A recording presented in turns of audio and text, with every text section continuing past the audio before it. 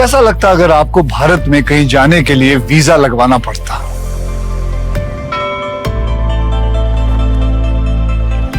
कश्मीर, हैदराबाद या जयपुर जाने के लिए पासपोर्ट की जरूरत पड़ती। अगर हमारा भारत एक देश नहीं होता, 28-30 अलग अलग देश होते तो कैसा लगता?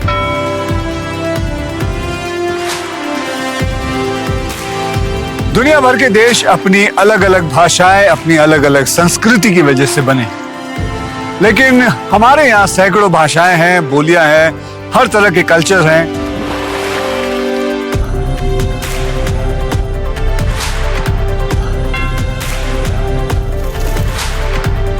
यहाँ हम एक दूसरे के लिए सपने देखते हैं, साथ में गीत गाते हैं, त्योहार मनाते हैं। इसलिए हमारा देश दुनिया भर में सबसे अलग है और इसका कोर है एक्सेप्टेंस, यूनिटी इन डाइवर्सिटी, यानी कि अनेकता में एकता।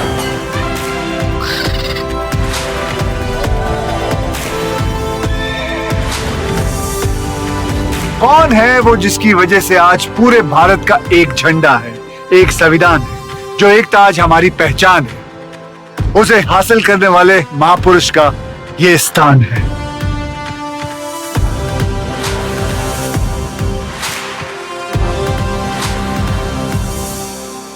(1947) में जब हम आजाद हुए तब 565 ऐसे रियासतें थी जो टूट के अलग हो सकती थी, और तब पेशे से वकील और राजनीतिक कौशल के माहिर सरदार पटेल ने बिना समय गवाए एक एक कर सभी रियासतों के राजाओं से मुलाकात की, उन्हें समझाया और उन्हें साथ जोड़ते हुए भारत के नक्शे को आज का आकार दिया। सरदार वल्लभ भाई पटेल वो हैं जिन्होंने आजाद भारत का पहला अध्याय लिखा, वो अध्याय जिसमें यह देश अनेकता के बाद भी एक हुआ।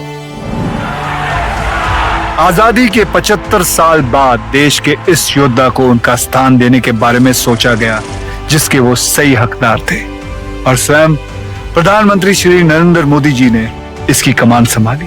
देश इतना बड़ा, इतनी बड़ी आबादी, इतने हजारों वर्ष साल उसकी विरासत और उसकी एकता की बात क्या 2-4 शब्दों में कह देंगे? 2-4 मूर्तियां खड़ी करके कर देंगे? जी नहीं। सरदार साहब का सम्मान विश्व में सबसे बड़ा होना चाहिए, ये मेरे मन में जरूर था, लेकिन साथ साथ ये भी था कि ये सिर्फ एक मूर्ति नहीं होगी, यहां एक जीवंत संदेश होगा, अविरत विचारों का प्रभाव बहता रहेगा और ये अपने आप में देश की एकता का तीर्थ क्षेत्र बन जाएगा। एकता नगर को एक स्थल के रूप में चुना गया ताकि स्थानीय पृष्ठभूमि का विकास हो सके और साथ ही स्थानीय आदिवासी जनसंख्या का विकास हो सके, और ये सुनिश्चित किया जा सके कि ये एक ऐसा स्थल बने कि भविष्य के प्रतिरूप के लिए एक प्रतिष्ठित आदर्श प्रतिमा बन जाए। किसी क्षेत्र के सामाजिक आर्थिक विकास में सुधार तब होता है जब आपके पास इस प्रकार की ऐतिहासिक संरचनाएं हो या लैंडमार्क डेवलपमेंट हो। जब आप एक पर्यटक स्थल बनाते हैं तो वहाँ कई और चीजें होती हैं जिन्हें लोग देख रहे होते हैं, वो केवल मूर्ति देखने के लिए नहीं आते। तो एक स्टैच्यू ऑफ यूनिटी बनी, उस स्टैच्यू ऑफ यूनिटी के चारों तरफ एक इंटीग्रेटेड टूरिस्ट सर्किट बनाने की उन्होंने परिकल्पना की, और वो टूरिस्ट सर्किट जो है उसकी वजह से वहां हजारों काम धंधे रोजगार उसके अंदर अभिवृद्धि हुई। एक तरह से यदि आप सोचें तो ये हमारी इस पीढ़ी के सबसे महान नेता के द्वारा स्वतंत्रता संग्राम के सबसे महान नेता को समर्पण था। ये सरदार स्मारक विश्व भर के यात्रियों के लिए आकर्षण का केंद्र बनेगा। आज हिंदुस्तान में ताजमहल देखने के लिए यात्री आते हैं, अमेरिका में स्टैच्यू ऑफ लिबर्टी देखने के लिए दुनिया भर से यात्री आते हैं, फ्रांस का टावर देखने के लिए दुनिया भर के यात्री आते हैं। भाइयों बहनों, हम चाहते हैं पूरे विश्व का ये प्रवासन धाम बने और यहां आने वाला देखे कि भारत में ऐसे महापुरुष भी हुआ करते थे। प्रण तो ले लिया गया था, लेकिन इसे पूरा करना आसान नहीं था। हमारे प्रधानमंत्री पहले इसे किसी ऊंचे पर्वत पर उकेरना चाहते थे, लेकिन उसकी स्टेबिलिटी का भरोसा नहीं था, और तब नर्मदा नदी के अंदर स्थित साधुपे द्वीप पर इसे स्थापित करने की योजना बनाई, सरदार सरोवर बांध के ठीक सामने।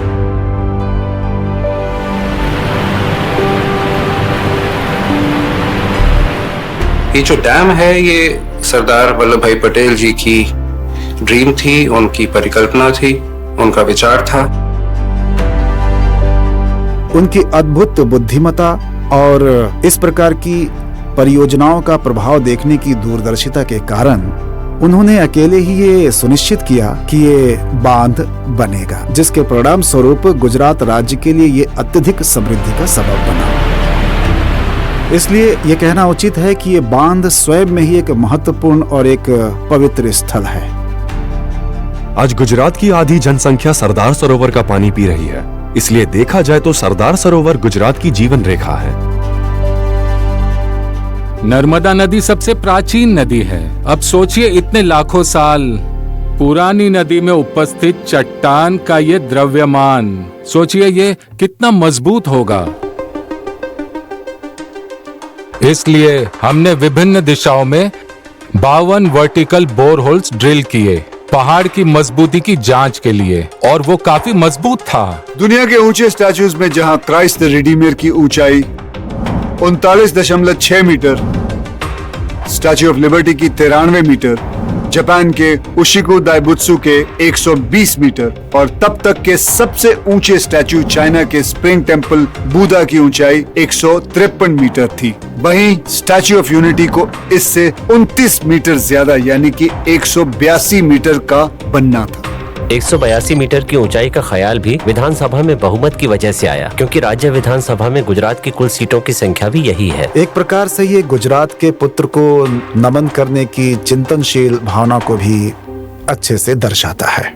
ऊंचे स्टैच्यूज में एक कॉमन बात यह मिलेगी कि सभी की डिजाइनिंग में पैरों को कवर किया गया है, जिससे स्टैच्यू का बेस बड़ा और चौड़ा यानी मजबूत हो सके। दुनिया भर में ऊंचे स्टैच्यूज बनाने का ये एक आम तरीका है, लेकिन स्टैच्यू ऑफ यूनिटी को आम नहीं बल्कि खास बनाना था। दुनिया में कोई और मूर्ति ऐसी नहीं है जिसके पैर और टखने दिखाए गए हों। हम सरदार जी की प्रतिमा को चलते हुए दिखाना चाहते थे। दोनों पैरों का आगे पीछे होना जरूरी था। एक किसान होने के नाते वो एक ऊंची धोती पहना करते थे, इसलिए उनके टखनों को दिखाना जरूरी था।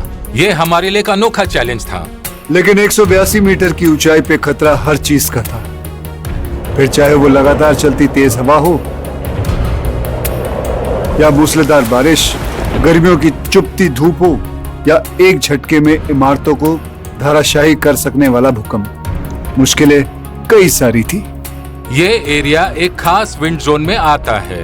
हवा की गति 39 मीटर प्रति सेकंड यानी कि लगभग 130 किलोमीटर प्रति घंटे के बराबर है। लेकिन इस स्टैचू का डिजाइन 180 किलोमीटर विंड स्पीड भी झेल सकता है। स्टैचू किसी भी विपरीत परिस्थिति का सामना कर सकता है। देखने में लगेगा कि ये स्टैचू एक ड्रम के ऊपर खड़ा है, लेकिन इसका वास्तविक आधार जमीन से जुड़ा हुआ है। इसी प्रकार सीस्मिक जोन के हिसाब से ये जोन 3 एरिया का था, लेकिन हमने इसे जोन 4 के लिए डिजाइन किया है। इसलिए हम गर्व के साथ कह सकते हैं कि ये स्टैचू सैकड़ों सालों तक ऐसे ही अपने पैरों पर खड़ा रहेगा। स्टैच्यू ऑफ यूनिटी के लिए समय सीमा तय की गई सिर्फ 42 महीने की, और निर्माण की जिम्मेदारी मिली देश के सबसे बेहतरीन construction company Larsen and Toubro को। अब इसमें सबसे बड़ी चुनौती थी स्केल की, क्योंकि स्केल लगभग हमारे शरीर के आकार से 100 गुना बड़ा होता है। और सबसे बड़ी चुनौती तो ये इंजीनियर के लिए थी, लेकिन सौभाग्य से हमारे पास राम सुतार थे। सरदार पटेल एक काल्पनिक किरदार नहीं बल्कि एक ऐतिहासिक व्यक्ति है, इसीलिए उनकी प्रतिभा बनाना और भी कई ज्यादा कठिन था। चेहरे या हाव भाव में जरा से भी चूक हो तो एक बड़ी नाराजगी का कारण बन सकता था। जरूरत थी एक ऐसे कलाकार की जिसके हाथों में किसी भी मुहूर्त में जान फूंक देने की कला हो।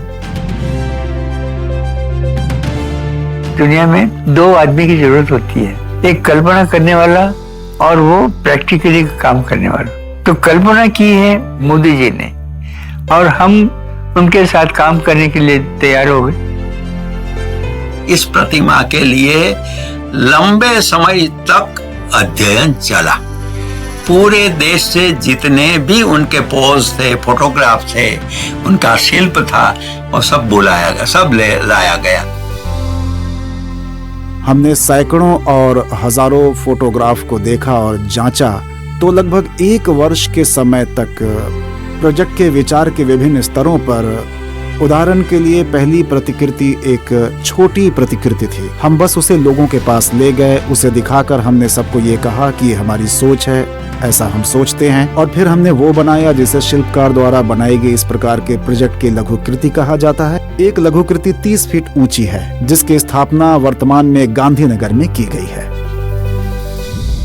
आजादी के आंदोलन में सरदार साहब का बड़ा योगदान था देश के गांव को जगाना, देश के किसानों को जगाना। और इसलिए मेरे मन में विचार आया था, मैं हिंदुस्तान के 6 लाख से अधिक गांवों में खेत में औजार के रूप में जो उपयोग में आने वाला लोहा है, वैसा हर गांव से एक लोहे का औजार पुराना उपयोग किया हुआ, मां भारती के साथ जिसका नाता रहा है, ऐसा लोहे का औजार उसको लाऊंगा,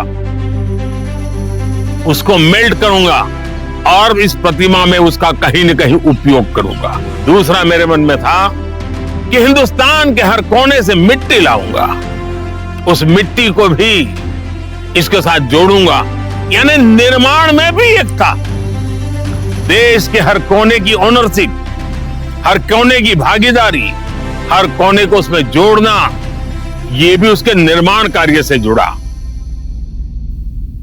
इसमें हमारे पास 1,69,000 और कुछ ऑड नंबर्स के बक्से थे। एक दिन मुझे बुलवाया गया, मुझे 3 चाबियां दी गई। मैंने पूछा ये क्या है? उन्होंने कहा जो 3 गोदाम है ना, उसमें कुछ बक्से पड़े हैं, उसका लोहा निकालकर आपको इसमें इस्तेमाल करना है। 24,500 टन स्टील, 70,000 टन सीमेंट और 1,700 टन ब्रॉन्ज के इस्तेमाल से स्टैचू खड़ा किया गया। समय सीमा निश्चित थी और काम बहुत ज्यादा, क्योंकि इसके नीचे बननी थी एक ऐसी बिल्डिंग जिसमें एंट्रेंस म्यूजियम के साथ साथ एलिवेटर्स की भी प्लानिंग थी, जिसे यहाँ आए हुए लोग सीधा 135 मीटर ऊपर बनी व्यूइंग गैलरी तक पहुंचकर बादलों के बीच से सरदार सरोवर डैम और आसपास की खूबसूरती का मजा ले सके।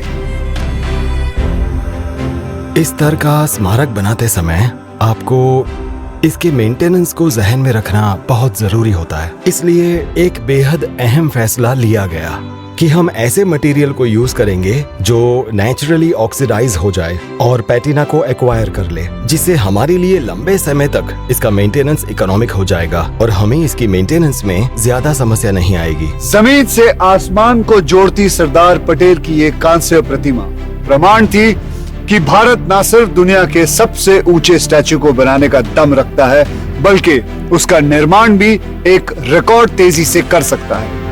31 अक्टूबर 2018 को जैसे ही स्टैचू ऑफ यूनिटी का इनॉग्रेशन हुआ, गुजरात का ये छोटा सा इलाका एकता नगर सीधे वर्ल्ड मैप पे आ गया। मुझे आकर्षण पैदा करके अटकना नहीं था, मुझे वहां से प्रेरणा पैदा करनी थी। और इसलिए जैसे बनाने से पहले एकता का मंत्र था, बनते समय एकता का मंत्र था, बनने के बाद भी उस पूरे परिषद को भारत की एकता का तीर्थ स्थान बनाने की मेरे मन में कल्पना रही। और फिर एकता के संदेश के साथ साथ शुरू हुई एकता नगर के अस्तित्व में आने की यात्रा, एक ऐसा सिस्टम बनाने की यात्रा जिसमें यहाँ के ट्राइबल जनसंख्या को जल्द से जल्द रोजगार और बेहतर जिंदगी दोनों मिल सके।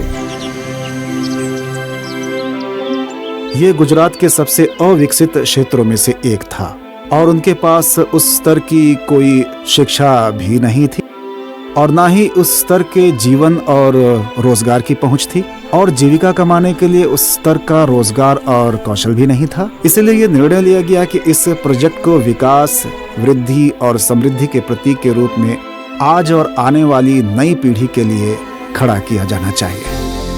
यहाँ के जो ट्राइबल लड़के लड़कियां, युवक युवतियां और जो यहाँ का मैन पावर का रिसोर्स है, उसको इसके अंदर साथ में लेना चाहिए।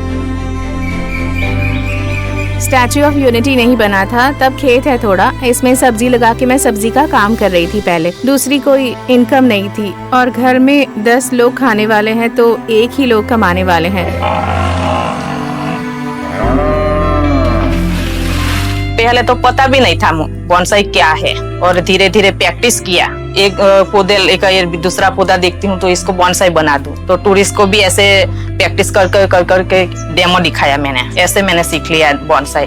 एकता नर्सरी के अंदर लगभग 300 बहनें सीधे प्रत्यक्ष और अप्रत्यक्ष रूप से रोजगार लेती हैं। जब बाहर से टूरिस्ट आते हैं तब हम थोड़े बोलने लगे, तब हम सब बहनें हिंदी भी सीख गई और कॉन्फिडेंस आ गई, हिम्मत आ गई बोलने की। बहुत बदलाव आ गया है। जो लेडीज लोग घर से बाहर अकेली कभी नहीं जाती, अभी 2 पैसा कमा के घर में लाती है, तो बहुत इसकी तारीफ भी होती है घर में। एकता नर्सरी में बॉन्साई जैसे कई एक्सपीरियंसेस तो मिलेंगे ही, लेकिन साथ ही मिलेगा सखी मंडल द्वारा चलाए जाने वाले एकता कैफे, जिसमें शारदा बहन जैसे ही यहाँ के कई लोकल महिलाएं पारंपरिक ट्राइबल खाने का ऐसा स्वाद परोसती हैं जो सीधा दिल में उतरता है। इस कैफे की शुरुआत हमने 4 साल पहले की थी। हम सब 40 लोग यहाँ मिलकर काम करते हैं। उन सबको मैनेज करने का काम मेरा है। बहुत सारे पर्यटक हमारे कैफे में आते हैं। इससे हमें एकजुट होकर और मेहनत से काम करने की इच्छा होती है, जिसका फल हमें अच्छा मिलता है। इससे पहले मैं अपने घर में केवल 4 लोगों के लिए खाना बनाती थी, लेकिन अब कैफे में हम 150 लोगों का खाना बनाते हैं और उन्हें खुशी खुशी खिलाते हैं। हम पर्यटकों की संख्या देखकर घबराते नहीं हैं, फिर चाहे वो 100 हो, 200 हो या 300 लोग हों। जो वहां पर आसपास में उगता है, जो मिलेट्स उगते हैं, जो वहां पर जिस तरह का चावल उगता है, जिस तरह की सब्जियां वहां पर उगती हैं, उन सब ऑर्गेनिक वस्तुओं को लेकर और वहां पर एकता कैफे के अंदर वो बहनें खाना बनाती हैं। जैसे जैसे हमारे कैफे का विकास हो रहा है, हम और औरतों को अपने साथ काम पर रखने की आशा करते हैं। जो औरतें घर बैठी हुई हैं, उन्हें भी हमारे साथ जुड़ना चाहिए। हमारी तरह वो औरतें भी अपने पैरों पर खड़ी हो पाएं। हमारी तो बस यही कामना है। मुझे लगता है कि एक रोल मॉडल है जो पूरे राज्य को संपूर्णता के तौर पर पूरे समाज को दिखाना चाहिए कि एक अच्छी तरह से चलने वाली सखी मंडल किस तरह से एक पूरे समुदाय का उत्थान कर सकती है। सखी मंडल जैसे मॉडल की वजह से पूरी कम्युनिटी को फायदा पहुंच रहा था। इन महिलाओं को जीवन में पहली बार पहचान मिल रही थी, नाम मिल रहा था, और जैसे जैसे उनका आत्मविश्वास बढ़ता गया, वैसे वैसे उन्होंने बाकी महिलाओं को भी प्रेरित करना शुरू कर दिया। इसका नतीजा ये निकला कि जो काम अब तक मेल डोमिनेटेड था, उन्हें भी महिलाओं ने बाखूबी करना शुरू कर दिया। मेरा नाम तड़वी मनीषा बहन है। मैं अभी ऑटो चलाती हूँ। मैं 12वीं तक पढ़ी हूँ। 12वीं के बाद मैंने स्टडी करना छोड़ दिया था। हमारे गांव में कुछ शिक्षक लोग आए थे, तो उन्होंने बताया कि GMR सेंटर में ट्रेनिंग चल रही है।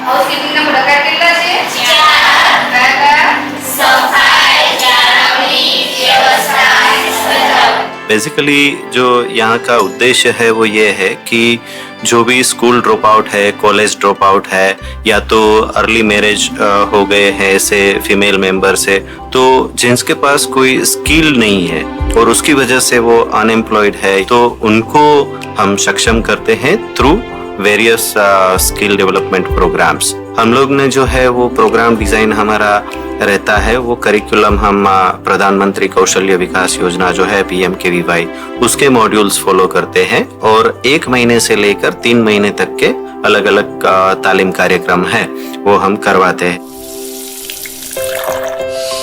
कहीं ना कहीं मुझे बहुत ज्यादा प्राउड लगता है कि मैं ऐसे स्टोर की RGM हूँ जहाँ पे कि सारी लड़कियां काम करती है, क्योंकि ये पूरे एशिया का first all women staff store है। ऐसी जगह पे जॉब करना बहुत मुश्किल था पहले, अभी चीजें आ गई है नहीं, तो उसकी वजह से हम लोग जॉब कर रहे हैं, अपने घर में हेल्प कर रहे हैं। यहाँ तक कि कुछ लोग ऐसे भी थे जिन्होंने इस गांव के अलावा कुछ नहीं देखा था।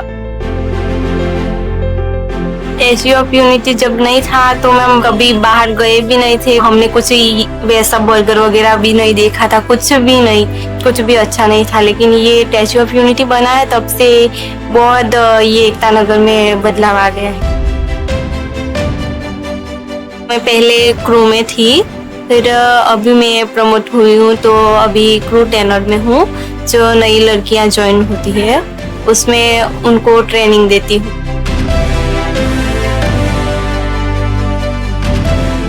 बहुत अच्छा लगता है मैम हमें ये मैकडॉनल्ड्स में जॉब करते हुए, और हमारे घर वालों को भी बहुत प्राउड फील होता है कि हम यहाँ पे इस लेवल पे है। एक टाइम जरूर ऐसा आएगा, जैसे हम लोग अभी एक एक करके प्रमोशंस ले रहे हैं, कि हो सकता है जब मैं यहाँ से जाऊँ तो मेरी जगह कोई लोकल ही होगा यहाँ पे जो कि इस पूरे स्टोर को मैनेज करेगा, और इसी स्टोर के जो फेस रहेगा कोई लोकल ही रहेगा। कहते हैं कि अच्छी संगत का असर हमेशा अच्छा ही पड़ता है। शायद ये दुनिया के सबसे ऊंचे स्टैचू की अच्छी संगत का ही असर है कि यहाँ की महिलाओं के सपने भी आसमान छूने निकल चुके हैं। एकता नगर की महिलाओं ने पीछे मुड़ के देखना बंद कर दिया।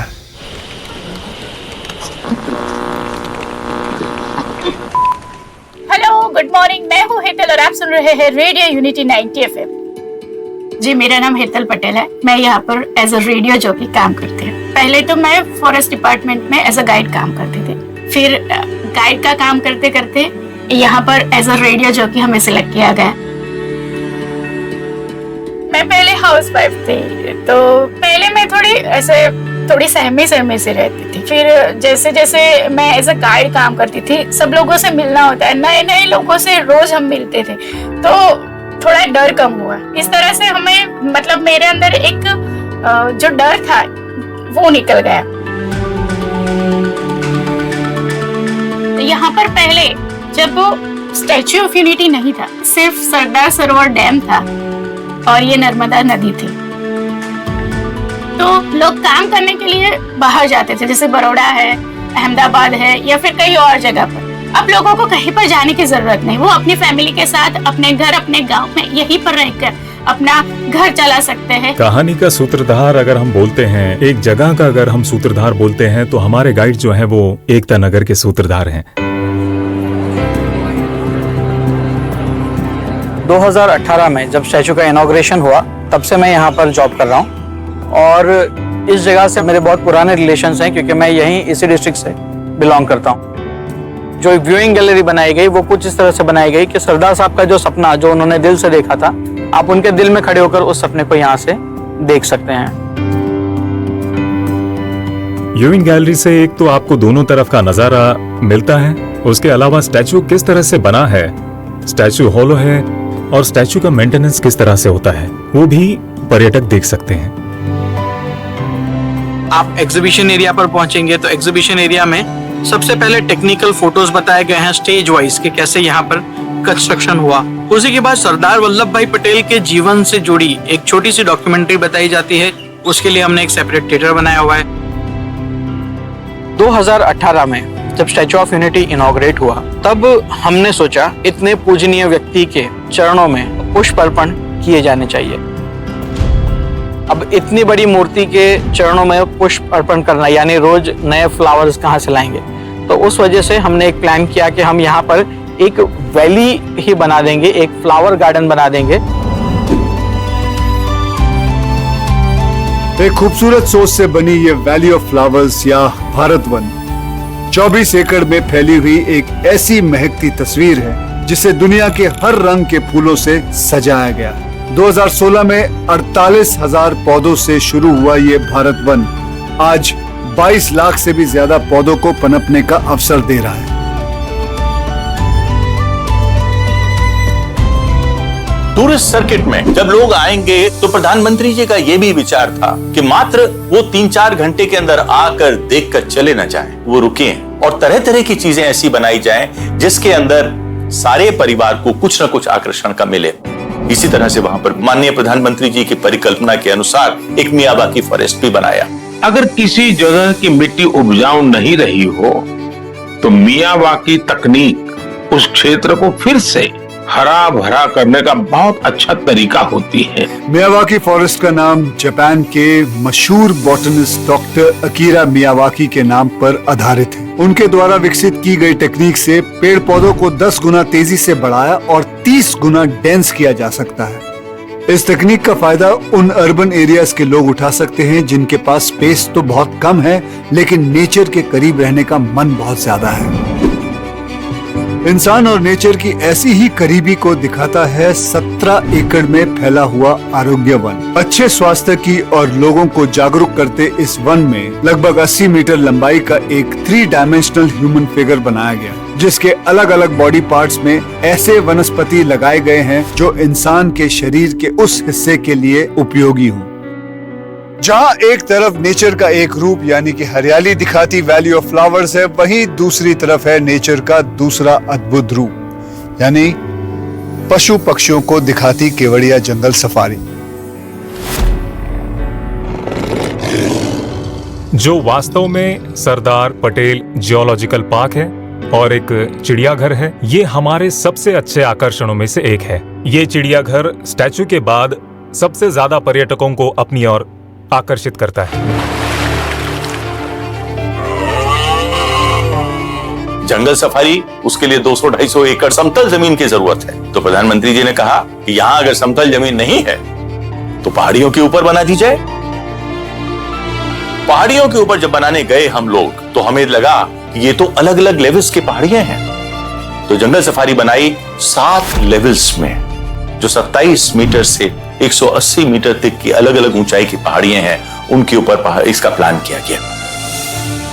यहाँ पर एनिमल्स को बड़े बड़े एनक्लोजर्स दिए गए हैं और ये इंडिया की सबसे पहली ग्लास गैलरी वाली जू है, जहाँ पर आपको एनिमल्स बहुत ही स्पेशली कार्निवोरस एनिमल्स आपको बहुत ही नजदीक से देखने मिलते हैं। जंगल सफारी के अंदर लगभग 1500 पशु पक्षी प्राणी 17 देशों से और भारत के, और उसके अंदर 100 की जितनी प्रजातियां थीं, वो पशु पक्षियों और प्राणियों को लाके बसाया। वहां पर एवियरी बनाई गई। एवियरी जियोडेसिक डोम के अंदर बनाई गई। तो जब बनाने गए तो 2 एवियरी बनाई, एक भारत के पक्षियों के लिए और एक विदेशी पक्षियों के लिए। मेरा नाम तरवी दिलीप है और अभी एसपी जू में काम करता हूँ। मैं राइनो का एक केयर टेकर हूँ। मेरा नाम सरिता बेन है और मैं केवड़िया कॉलोनी के एकता नगर वहाँ की रहने वाली हूँ। हम सभी एनिमल्स का ध्यान रखते हैं, जो कि वो वाइल्ड बीस्ट हैं, वो लंबे सींगों वाले ऑडिक्स हैं, ऑस्ट्रिच हैं, वो जिराफ हैं। मुझे तो वैसे सभी पसंद है, लेकिन सबसे ज्यादा जिराफ।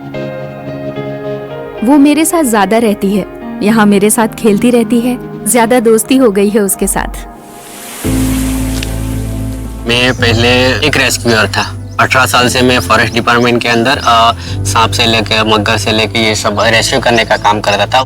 अभी जैसे यहाँ पे ये सब आया है तो उसकी वजह से मैंने प्राइवेट जॉब छोड़ दी है और मेरे को एनिमल पहले से पसंद थे। तो अभी मेरे को एनिमल के साथ रहने का मौका मिला है और सबसे बेस्ट बात तो यही है कि गुजरात में कहीं भी एनिमल्स में राइनो नहीं है और हमें राइनो जैसे एनिमल के साथ काम करने का मौका मिला है। बहुत कुछ बदल गया है, सोच भी नहीं सकती कि कितना कुछ बदल गया है मेरे जीवन में। मैं पहले कुछ नहीं करती थी, घर में थी पहले। तब मैं ट्रेनिंग में गई और वहाँ बहुत पशु पक्षियों से जो प्रेम हुआ और यहाँ आकर भी मुझे बहुत अच्छा लगा। सरकारी नौकरी से भी ज्यादा ये नौकरी बहुत अच्छी है मेरे लिए, क्योंकि यहाँ जो खुशी मिलती है वो किसी भी नौकरी या किसी भी काम में इतनी खुशी नहीं मिलती है। मेरे को यहाँ आके मेरे को एक फ्रेंड जैसा महसूस होता है। अभी ऐसा लगता है कि घर के अलावा मेरा दूसरा भी कोई फैमिली है। जिस तरह हर परिवार में बच्चों का एक विशेष महत्व होता है, वैसे ही महत्व एकता नगर में भी बच्चों को दिया गया, जब खास तौर पर उनके लिए अट्रैक्शन पॉइंट डिजाइन किए गए।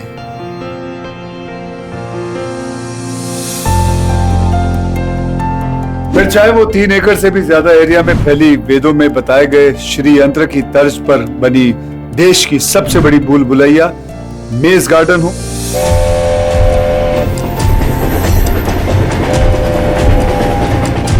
या फिर स्वस्थ खान पान के फायदों को खेल कूद के साथ सिखाता हुआ चिल्ड्रन न्यूट्रिशन पार्क हो, लेकिन सबसे खास है भारतीय मूल के डायनासोर्स की दुनिया। नर्मदा वैली में खुदाई के दौरान पाया गया कि आज से लाखों साल पहले यहाँ पे राजसरोस नर्मदेनेसिस नाम के डायनासोर्स बसते थे, जिनके रेप्लिकास को नजदीक से दिखाती है इनके बीच से दौड़ती हुई डायनो ट्रेन। यहाँ पर टूरिस्ट आएंगे तो बच्चों के लिए चिल्ड्रन न्यूट्रिशन पार्क बना, बड़ों के लिए, वृद्धों के लिए आरोग्य वन बना। तो इसमें जो एडवेंचरस यूथ है उसके लिए क्या है, तो सोचा कि यहां पर एक रिवर राफ्टिंग बनाई जाए। आप कश्मीर में, लद्दाख में रिवर राफ्टिंग करके आइए, उत्तराखंड में रिवर राफ्टिंग करके आइए और केवड़िया एकता नगर में रिवर राफ्टिंग करिए, आपको यहां पर ज्यादा मजा आएगा।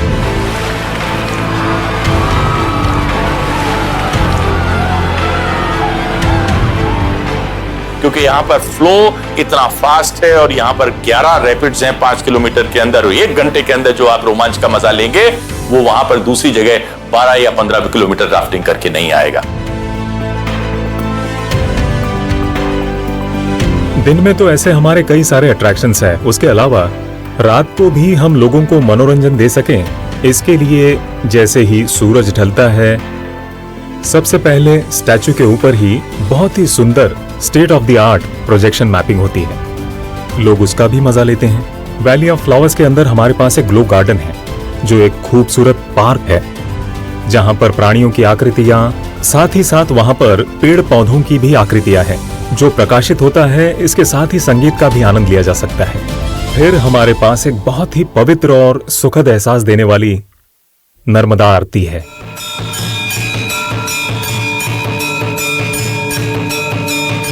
यहाँ जब शाम उतरती है, पर्वत सर झुकाते हैं, आस्था का एक चिराग जलता है, श्रद्धा की एक लौ चमकती है।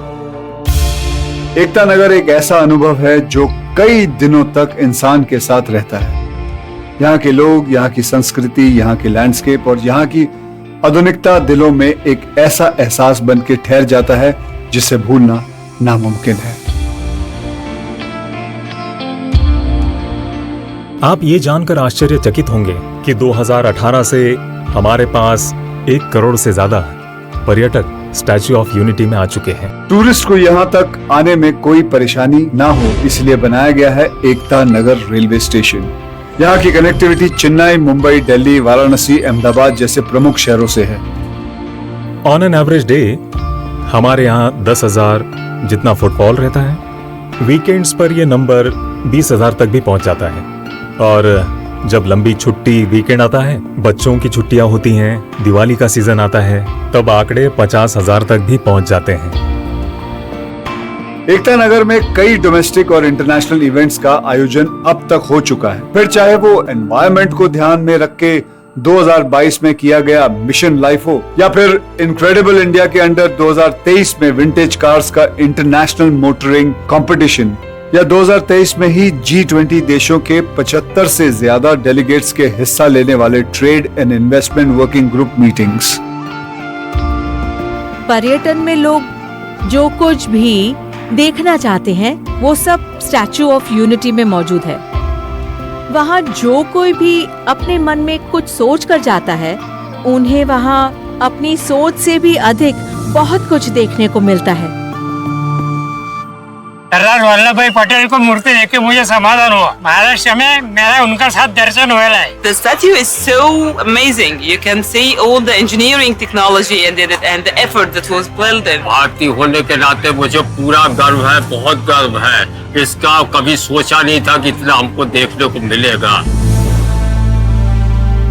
सबसे पहली चीज तो है साफ सफाई, जिसका यहाँ पूरा ख्याल रखा गया है और सब कुछ यहाँ बहुत अच्छे तरीके से व्यवस्थित है। इस विशेष कला को देखना और जानना कि इसकी ऊंचाई स्टैचू ऑफ लिबर्टी से दुगनी है, ये वास्तव में आकर्षक है। ये स्टैचू बताता है कि इंडिया कहाँ पहुँचने वाला है।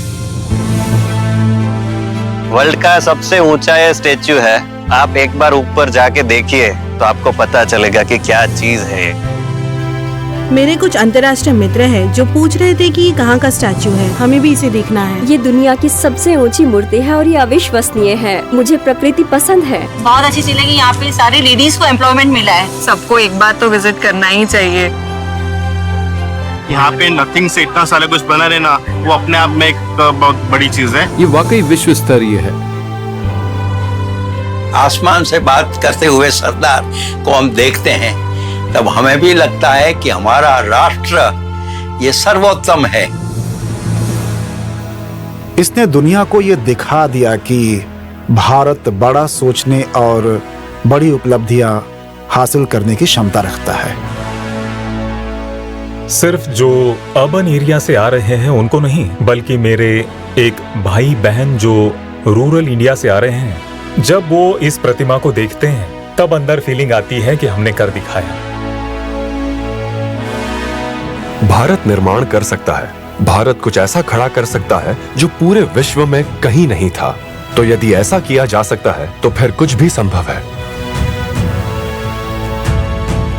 स्टैच्यू ऑफ यूनिटी राष्ट्रीय गौरव का प्रतीक है। स्टैच्यू ऑफ यूनिटी राष्ट्रीय आन बान और शान का प्रतीक है। स्टैच्यू ऑफ यूनिटी भारत के नए स्वर्ण काल का प्रतीक है। कोई श्रद्धा से आया होगा, कोई जिज्ञासा से आया होगा, कोई इतिहास को समझने के लिए आया होगा, वो कोई आर्किटेक्चर मार्वल को देखने के लिए आया होगा। जिस भी भाव से आप आए होंगे, लेकिन आए हो जाते समय श्रद्धांजलि लेकर जा रहे हो। लेकिन ये श्रद्धांजलि यहां पूर्ण नहीं होती है। सरदार साहब को सच्ची श्रद्धांजलि तब सच्ची बनती है जब मैं यहां से जाने के बाद हर पल एक ही सपने के साथ ही बुनूंगा, जो सपना होगा एक भारत श्रेष्ठ भारत का।